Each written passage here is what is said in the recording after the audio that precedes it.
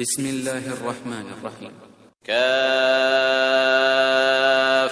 يا عين صاد